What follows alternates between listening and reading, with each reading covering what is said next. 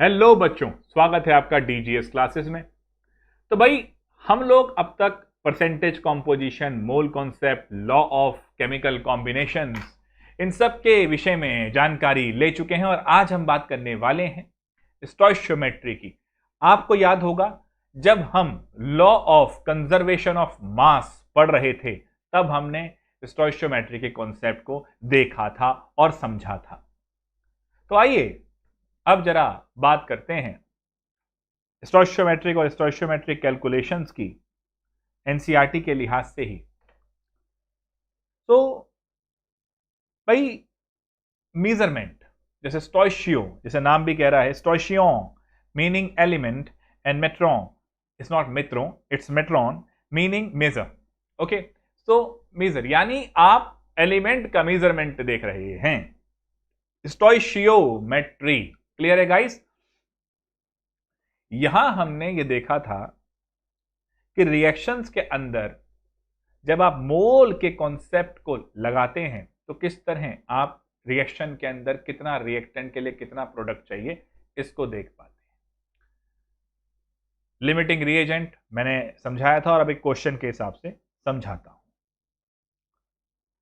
Calculate the amount of water produced by combustion of 16 gram of methane. तो सवाल हमारे लिए है कि भाई, amount of water by combustion of 16 gram of methane। यही है बच्चों। जरा ध्यान दीजिएगा, क्लास 10th में आपको ये तो बताया गया था कि भाई किसी भी हाइड्रोकार्बन को अगर बर्न करते हैं तो CO2 प्लस वाटर मिलता है। भाई, अगर हम ध्यान से देखें तो हमारे पास यही चीज गिवन है, कंबस्चन हुआ है, ये रिएक्शन होगी और कितना वाटर मिला। अब मजेदार बात यह है, पहले बैलेंस करना होगा। एक कार्बन है, एक कार्बन है, मामला क्लियर है। 4 हाइड्रोजन है, यहां पर 2 हैं। ओ हो, 2 से कर दो मल्टीप्लाई। ये मत कहना बैलेंसिंग नहीं आती मेरे भाई। मान लिया कि 10th क्लास के अंदर बोर्ड के एग्जाम नहीं दिए हैं, लेकिन जिस समय तैयारी कर रहे थे चैप्टर 1 के अंदर बैलेंसिंग आती है।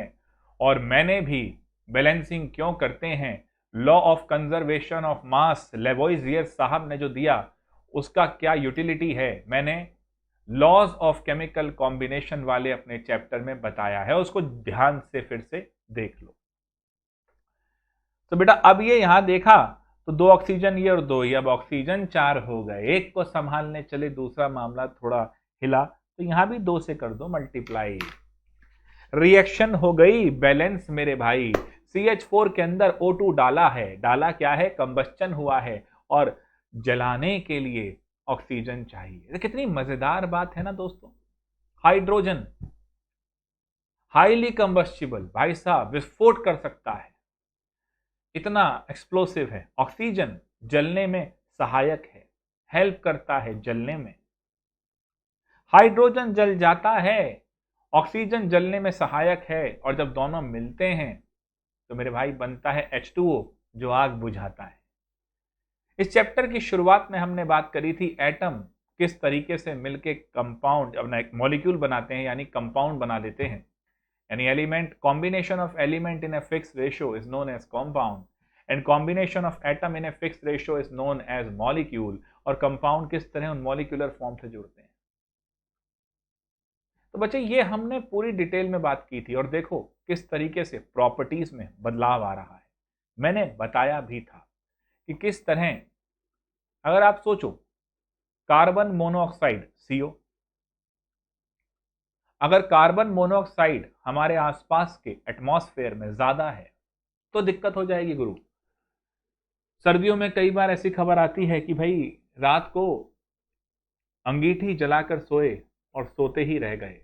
द रीजन इज रूम में कार्बन मोनोऑक्साइड ज्यादा बन गई और हमारा हीमोग्लोबिन कार्बन मोनोऑक्साइड को ज्यादा पसंद करता है ऑक्सीजन के मुकाबले। वो हमारे लिए जहर है, लेकिन हमारी इंसानी फितरत ही तो यही है। हम जहर जहरीली चीजें जो हैं, जो हमारे लिए खतरनाक है, उसको हम बहुत पसंद करते हैं। देखो ना, कोरोना के टाइम पे दुकानें खुली, शराब की दुकानें खुली, लोग लाइन लगाकर खड़े हो गए। वाह मेरे यारों, मतलब जहर की तरफ हमारा ध्यान जल्दी जाएगा, हम गलत चीजों की तरफ जल्दी बढ़ जाते हैं। इंसानी फितरत है, तो हमारा हीमोग्लोबिन की भी फितरत है। ऑक्सीजन जो हमारे लिए जरूरी है, उससे ज्यादा बढ़िया बॉन्ड वो कार्बन मोनोऑक्साइड से बनाता है, और वो जहर है, भैया बत्ती लग जाती है। तो CO जहर हो गया। CO2 अगर कंसंट्रेशन बहुत ही ज्यादा हो जाए तो चक्कर आ जाएंगे, लेकिन जिस एयर को आप इनहेल करते हो उसमें भी CO2 है, आप उसको एक्सेल भी करते हो। याद है, O2 लेते हैं, CO2 छोड़ते हैं। बट बच्चों एक चीज ध्यान रखना, हम जब पढ़ते हैं कि हम O2 लेते हैं, हम O2 नहीं लेते, हम एयर लेते हैं।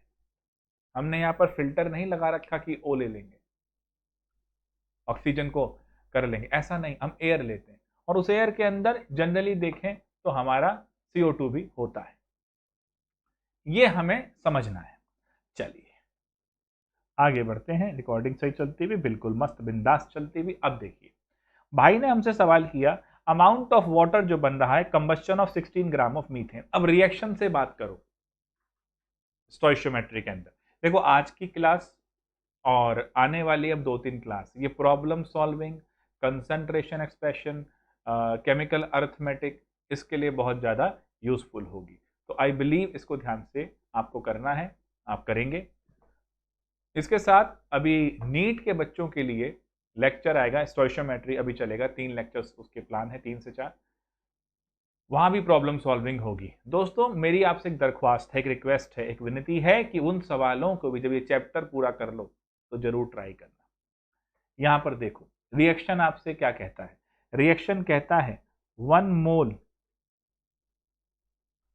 Of methane when react with 2 moles of O2 will give you 1 mole of CO2 plus 2 moles of H2। यहां भाई ने कहा 1 मोल से ही है, यहां पर इसने हमें ग्राम से दे रखा है। कितना दिया बेटा? ग्राम से। तो अब ग्राम से दिया हुआ है सर, आप तो मोल की बात कर रहे हो। तो बाबूलाल हमने बताया था ना आपको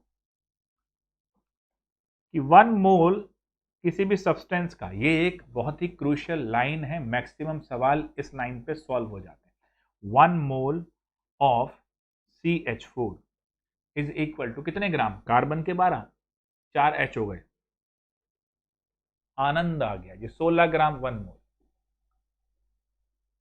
तो हमें 1 मोल से 2 मोल मिलते हैं, 16 ग्राम में 1 मोल होता है, यानी 2 मोल वाटर के मिलेंगे। भाई ने मोल पूछा, मास पूछा, अमाउंट पूछा, तो 2 मोल वाटर में कितना ग्राम हो जाएगा? 36। कैसे भला? Now we know that from 1 mole CH4 will get 2 moles H2O, है ना? तो 2 इंटू 18, 36 ग्राम। बल्ले बल्ले, काम खत्म। और बताओ, आसान सवाल आपको करने के लिए दिया था। How many moles of methane are required? How many moles of methane are required to produce 22 gram CO2 after combustion? देखो, अगर 22 ग्राम ऑफ CO2 बन रहा है तो मीथेन का हमें कितने वो चाहिए? क्वेश्चन यही है बच्चों। 1 मोल से 1 मोल बन रहा है, ध्यान से देखो।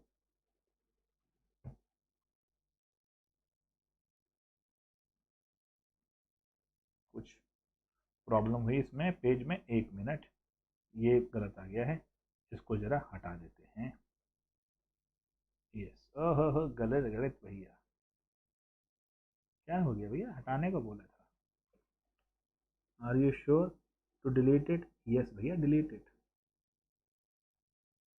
हाँ चलो, अब देखना बच्चों खूबसूरती, रिएक्शन फिर वही है, CH4O2 CO2, ये लो, ये रिएक्शन है भाई। एनसीईआरटी गुरु हमारे वही सवालों को पूछ रहे हैं जिनमें सटीक सीधी सी रिएक्शन हो। 22 ग्राम CO2 बनाने के लिए कितना चाहिए? वाह वाह। अब रिलेशन CH4 और CO2 का है। अब यहां लिखो, we know from the reaction that 1 mole of CH4 will give 1 mole of CO2। हलवा। तो बेटा 16 ग्राम से 44 ग्राम बनता है। गुरु ने क्या दिया? 22 ग्राम बना है जी। 22 ग्राम बना है तो 8 ग्राम, इसने मोल पूछा है तो हाफ मोल, तो 44 ग्राम यानी 1 मोल में 44 ग्राम। 44 ग्राम के लिए 1 मोल था, तो 22 ग्राम के लिए कितना होगा? Half mole. ये तो खैर ग्राम की जरूरत ही नहीं थी। आनंद आ गया भैया। और हाफ क्या होता है बेटा? 0.5। आसान है बिल्कुल ही। देखो, हम हमेशा कहते रहे हैं मुश्किल नहीं है, ठीक है। देखो, चीजों को तेरा समझने की कोशिश करो बड़े प्यार से कि हो क्या रहा है। इन दोनों सवालों में दिमाग को इतने के लिए इतना तो इतने के लिए कितना, 10 समोसे 200 रुपए के तो 5 कितने के, लगभग यही सवाल हैं। इस तरह ध्यान दो, मुश्किल नहीं है। एक पुराना गाना था, उसमें लाइन थी, मुश्किल नहीं है कुछ भी अगर ठान लीजिए। ठीक है जी, बस ठान लो, सवाल हो जाएंगे। लेकिन देखो, करने तो जरूर पड़ेंगे। बैठ के सबसे पहले एनसीईआरटी के सारे सवाल लगाओ, तभी मजा आएगा। अगला सवाल देखते हैं। 50 kilogram of N2 and 10 kilogram of H2 are mix to produce NH3। बड़ी खूबसूरत की बात है, देखना, लिमिटिंग रिएजेंट बताना है। तो इक्वेशन हमारी क्या होती है? N2 plus 3H2 2NH3, Bosch Haber's process कहते हैं, शॉर्ट में लिख लो हैबर्स प्रोसेस। नाम इसलिए दे रहा हूं क्योंकि बार बार 11th में 12th में ये रिएक्शन आती जाएगी। क्यों आती जाएगी, कैसे आती जाएगी, ये मालूम पड़ता जाएगा। इंपॉर्टेंट रिएक्शन है, इसलिए नाम भी याद रखो। क्या क्या दिया है बेटा? 50 किलो दिया है हमें N2 और 10 किलो दिया है हमें H2। बस, तो हम लिख लेंगे।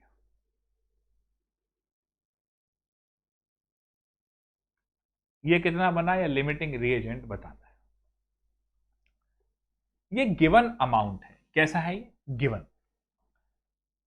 याद करो फिर से एक बार, लॉज ऑफ केमिकल कॉम्बिनेशन लेवोइजियर वाले में मैंने एक एग्जाम्पल भी दिया था, वो सब्जी बनाने वाला। अब according to the reaction,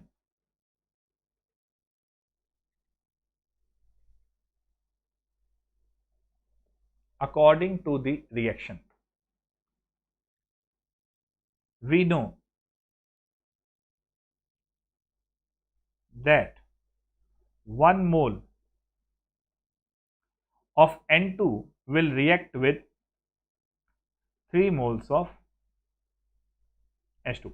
1 mole N2 के लिए 3 मोल H2 चाहिए। ये दे रहा ना रिएक्शन में, 1 मोल N2 के लिए 3 मोल H2 चाहिए। देखो, फोकस करिए। कोई बता दे मुझे छोटी सी ट्रिक, छोटी सी ट्रिक जो कर लूं याद मैं जल्दी से। इस तरह के जो बच्चे हैं, ट्रिक बता दो,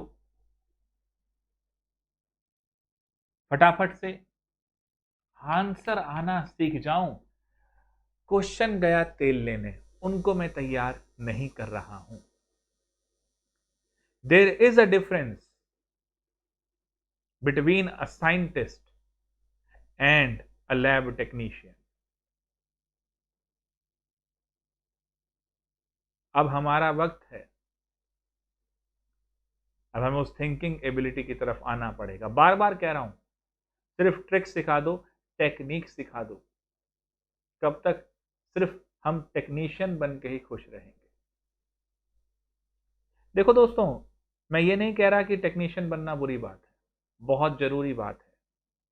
टेक्नीशियन एक बैकबोन होते हैं जो चीजों को संभालते हैं, चलाते हैं।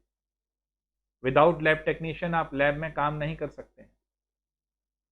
हो सकता है साइंटिस्ट को या टीचर को जो आपके पढ़ा रहे हैं उनको उतने रिफाइन तरीके से लैब में काम करना ना आता हो जो हमारे लैब टेक्नीशियन साहब को आता है। बट अब मेरी आवाज ये है कि अपने को कमजोर मत मानो। टेक्निक में तो स्ट्रांग रहेंगे ही, थॉट में भी स्ट्रांग रहेंगे। जब लैब को मैं संभाल ही लेता हूं तो क्यों ना मैं एक्सपेरिमेंट के पीछे छिपे हुए लॉजिक को भी समझना शुरू करूं। जब डॉल्टन साहब, जो एक बहुत, हम कहें कि स्ट्रांग साइंटिस्ट नहीं माना जा सकता उनको, कि भाई उनके पास वो डिग्री, वो यूनिवर्सिटीज, वो नहीं था। Gregor John Mendel, Australian monk जिन्हें हम कहते हैं, जो भी बच्चों को, छोटे बच्चों को स्कूल में पढ़ाते थे, हाई स्कूल साइंस और मैथ्स के पढ़ने के लिए गए, सर्टिफिकेशन के लिए, पास नहीं कर पाए, वापस आए, फिर वो ही छोटे बच्चों को पढ़ाने लगे, लेकिन उनके पास वो साइंटिफिक टेम्परामेंट था। मेरी ये जंग इसलिए है कि आपके अंदर साइंटिफिक टेम्परामेंट आए। मैं जानता हूं मुश्किल है, मैं देखता हूं कि ट्रिक वाले और सिर्फ हम बात करें तो बच्चे ज्यादा लाइक करेंगे उस चीज को, है ना, व्यूज वगैरह वो सभी इंपैक्ट होता है उसमें, बट उससे मेन पर्पस नहीं सॉल्व होगा, लॉजिक नहीं डेवलप होगा। लॉजिक डेवलप करो पहले, कॉन्सेप्ट डेवलप करो पहले, उसके डीप फाउंडेशन में पहुंचो, तब कुछ चीजों को समझ में आना शुरू होगा। फिर वो जो ट्रिक आप याद करते थे वो ट्रिक आप खुद ही सोच लेंगे। ये ध्यान रखिए, स्कूल जाने के लंबे रास्ते से, सही रास्ते से जब आप कई बार गुजरते हो तो वहां तक पहुंचने के शॉर्टकट्स अपने आप समझ में आते हैं, किसी की जरूरत नहीं पड़ती। So guys, we have to understand this and please technique में भी स्ट्रांग रहना है, थॉट प्रोसेस में भी स्ट्रांग रहना है, तब जाके मेरा करियर, मेरा फ्यूचर बहुत स्ट्रांग होगा। ये ध्यान रखिए, इस कॉन्सेप्ट को समझिए। सो अगर मेरे को एक रिएक्शन सेटअप दिया हुआ है, उसमें कुछ रिएक्टेंट का अमाउंट दिया हुआ है और पूछा गया है प्रोडक्ट कितना बनेगा, तो पहले ये देखो क्या सफिशिएंट रिएक्टेंट अवेलेबल है। बच्चे कहेंगे सर मैं इसमें लॉ ऑफ कंजर्वेशन ऑफ मास लगा के 50 और 10 60 कर दूं। मैंने अपने लॉ ऑफ कंजर्वेशन ऑफ मास जिस लेक्चर में बताया है वहां ये चीज समझाई है कि effectively mass of the reactant is equal to mass of the product नहीं है, mass of the reactant that reacts will be equal to the mass of the product that form. ये एग्जैक्ट चीज है। किताबें खरीदने से ज्ञानी नहीं हो जाऊंगा, पढ़ने से होऊंगा। And let me tell you guys, ये जो मैं बार बार आपको सोचने के लिए कहता हूं, ये जो मैं बार बार आपको एक कॉन्सेप्ट लगाने के लिए कहता हूं, इसकी क्या यूटिलिटी है। संडे को मेरा एक लेक्चर आ रहा है, natural intelligence versus artificial intelligence. Try to watch it if you can, if you are interested into if you are understanding the concept of intelligence, intellectual, and consciousness. And why we have to worry about the artificial intelligence and for say the artificial consciousness, the next level of artificial intelligence. So if you really want to understand that the segmental association of mind and mindset, then you will definitely enjoy that session. But at this point of time, we know that according to this reaction setup, let's dive into this problem once again. According to this experimental setup, 1 mole of N2 requires 3 moles of hydrogen. Stoichiometry, if you want to master stoichiometry, you need at least 30 hours of practice. So 1 mole of N2 will require 3 moles of H2. Okay, but we have been provided with masses. So either convert this mole into mass or convert this mass into mole. So let's talk about in terms of mass. So 28 gram के लिए I need 6 gram of H2. For 1 gram I need 6 by 28 gram. So now try to convert it into kilogram. Okay, the ratio will remain somewhat same. Fine. So for 1 gram is this, for 1 kilogram is this. Unit conversion, try it once at home. So if for 1 kg we need 6 by 28 kg of hydrogen, so 50 kg nitrogen will require 50 into 6 upon 28. So this is how much? 14, 3, 25, 7. So this is 75 upon 7. This is 10 point, near about 7 something. We need this much kilogram of hydrogen. इतना hydrogen चाहिए और given कितना है रे? Given है हमारे पास, question कहां गया? ये रहा 10 kg. फाइन. सो अब इसका मतलब क्या हुआ? चाहिए मुझे 10.7 किलोग्राम, है मेरे पास 10 किलोग्राम. क्या करूं? ये जो रिएजेंट है, ये जो रिएक्टेंट है, this is present in less than the desired amount, is present in less than the desired amount, and this will going to limit our product. So this will be known as the limiting reagent. Now let's move on to the definition of limiting reagent by NCERT. Okay, many a time reactions are carried out. Recording is going well? Yes. Many a time reactions are carried out with the amount of reactant that are different than the amount as required by balanced chemical reaction. In such situation, one reactant will be in more amount than the amount required by the balanced equation. जो कम में था उसे limiting कहा, जो ज्यादा में था उसे excess कह दोगे. Simple. The reactant which is present in the least amount gets consumed after some time, and after that further reaction does not take place, whatever be the amount of another content. 10 किताबें हैं मेरे पास, coaching है मेरे पास, supportive parent है मेरे पास, सुविधाएं हैं मेरे पास, जज्बा नहीं है मेरे पास, पढ़ने का जुनून नहीं है मेरे पास, कुछ करने की इच्छा नहीं है मेरे पास, वो बहुत कम है. तो ये चाहे जितना मर्जी हो, अगर ये नहीं है तो ये लिमिटिंग रिएजेंट हो जाएगा. इतनी सी बात है. और अगर ये लिमिटिंग हो गया तो उतनी ही सक्सेस मिलेगी जितनी ये इच्छा थी. Clear guys? So hence the reactant which gets consumed first limits the amount of the product. It is present in less than the desired amount. तो ये पहले खत्म हो रहा है तो ये लिमिटिंग है. पढ़ने की इच्छा पहले खत्म हो रही है, लिमिटिंग है. ये ध्यान रखो.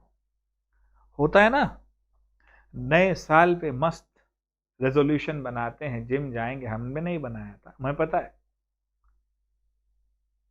जाते हैं, थोड़ा दिक्कत होती है, थकान होती है,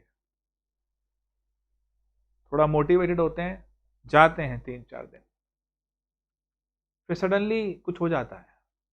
क्या हो जाता है? कुछ क्लासेस वगैरह हो गई, मान लो हमारे केस में सेंटर जाना पड़ गया, बच्चों ने प्रॉब्लम पूछ ली, यानी जिंदगी के काम आ गए, वो जज्बा कमजोर पड़ गया। कमजोर पड़ने के पीछे ये भी रीजन था कि हम वहां थकान फील कर रहे थे, जिम जा रहे थे, थक रहे थे, सोचा एक दिन ब्रेक ले लेते हैं। वो एक दिन 2 दिन में कब कन्वर्ट हो गए पता नहीं लगा, वो 2 दिन कब हफ्ते में कन्वर्ट हो गया पता नहीं लगा, और वो जिम कब छूट गया पता नहीं लगा। 11th में साइंस लिया, इंजीनियर बनेंगे, डॉक्टर बनेंगे, दुनिया हिला देंगे। देन परेशानी आई, परेशानी आई, सवाल नहीं हुए, डिफिकल्टी हुई। चलो यार फिजिक्स छोड़ते हैं, केमिस्ट्री पढ़ते हैं, वहां भी दिक्कत आई। चलो मैथ्स छोड़ते हैं, वहां भी दिक्कत आई। चलो आज नहीं पढ़ते, कल पढ़ेंगे, अब वही एक दिन का ब्रेक आ गया। और ये एक दिन का ब्रेक कब 2 दिन में बदल जाएगा, और वो 2 दिन कब हफ्ते, और कब हफ्ते महीने में चेंज हो जाएंगे पता नहीं लगेगा। Then you will say IIT is not my cup of tea. क्या जो MBBS नहीं करते उनकी लाइफ नहीं होती? भाई, जो सपना देखा था, अगर बिना लड़े ही उसको छोड़ रहा है तो कितना बड़ा गुनाह कर रहा है, ये पता है? पहले एक बहुत बड़ी लाइन मैंने पढ़ी थी कहीं, first we make decisions, later decision makes us. पहले हम फैसले लेते हैं, फैसले करते हैं, उन फैसलों के थ्रू जो भी हम वो फैसले लेते हैं, वो फैसले ही हमारी जिंदगी तय कर देते हैं। अगर आज मैंने डिफिकल्टी आने की वजह से कोई चीज छोड़ दी, तो एक बात तो तय है कि जो स्केपिस्ट अप्रोच मेरी बन जाएगी, हालत मुश्किल होने पे चीज़ों को छोड़ने की, तो मैं लाइफ में जब भी टफ सिचुएशन आएगी तो मैं छोड़ दूंगा। आसान है ना? मुश्किल आई, सवाल नहीं हुआ, पापा के पास गए, पापा सवाल नहीं हो रहा, मम्मी सवाल नहीं हो रहा, अरे मेरा लल्ला मेरा बच्चा सवाल नहीं हो रहा, कोई नहीं, चल रहन दे, ट्यूशन लगा देंगे, रहन दे, सपोर्ट कर देंगे, नहीं हो रहा कोई बात नहीं, परेशान मत हो, IIT नहीं हो रहा कोई बात नहीं, 12th बोर्ड पे ध्यान दे ले। आपको नहीं पता आपने कितना बड़ा गुनाह कर दिया, अपने बच्चे को स्केपिस्ट बना दिया। अभी कुछ दिन पहले मैं एक मूवी देख रहा था, ये सवाल जो हुआ बच्चों, इसको भी ध्यान से करना, छलांग मूवी थी, उसमें बड़ा अच्छा मैसेज है। वो खुद ये कहता है, राजकुमार राव जी का अच्छा इसमें किरदार है, वो कहते हैं कि पापा आपने मुझे गणित नहीं हुई, मैथ्स नहीं हुई तो ये छोड़ दे, ये छोड़ दे, मैं मुझे छोड़ने की आदत हो गई, मैं लड़ नहीं पाया। फिर लाइफ में एक बार वो लड़ने के लिए कहते हैं, वहां से उनका चेंज आना शुरू होता है। चीजों को छोड़ो मत, भिड़ो अपने सपनों के लिए। So guys, this is limiting reagent and we have completed these 3 problems. Now let's talk about concentration expression and in particular आपके कोर्स में concentration expression जो है वो molarity, mole fraction ये सब है। concentration क्या होती है?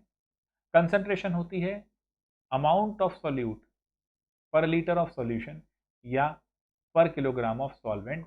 एक चीज ध्यान रखना मेरे दोस्तों, रेशो है ये। जब मैं कह रहा हूं कंसंट्रेट करो, क्लास में कंसंट्रेट करो, तो इसका मतलब ये है कि अगर आप लेट्स से 100 बातें सोच रहे हो पढ़ते हुए, 95 से ऊपर इस क्लास की सोच रहे हो, तो कंसंट्रेटेड हो। कंसंट्रेशन टर्म्स क्या है, कंसंट्रेशन एक्सप्रेशंस क्या है, इसके बारे में हम अब नेक्स्ट लेक्चर में बात करेंगे। वैसे मेरे चैनल पे कंसंट्रेशन टर्म्स और कंसंट्रेशन एक्सप्रेशन मैंने समझा रखी हैं, IIT के पॉइंट ऑफ व्यू से भी और कंपटीशन नीट वगैरह के लिए भी। यहाँ हम एनसीईआरटी के पॉइंट ऑफ व्यू से 4 पढ़ेंगे। So be ready, in my next lecture we will wind it up. वहाँ पर कैलकुलेशन भी आ जाएंगे। तो guys, if you want to learn a lot of different things और अभी तक चैनल सब्सक्राइब नहीं किया तो कर लो, ताकि नोटिफिकेशन मिलते रहें। और जैसा मैंने कहा था कि बहुत जल्द मैं असाइनमेंट्स वगैरह डालना शुरू कर रहा हूँ कम्युनिटी टैब में, वो तभी दिखेंगे जब आप मेंबर होंगे, सब्सक्राइब करेंगे। चलिए, तो मिलते हैं दोस्तों, तब तक के लिए नमस्कार। सोचना